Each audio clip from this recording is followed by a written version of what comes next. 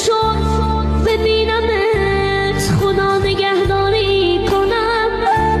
فرصت نشد بمونم و از تو نگهداری کنم.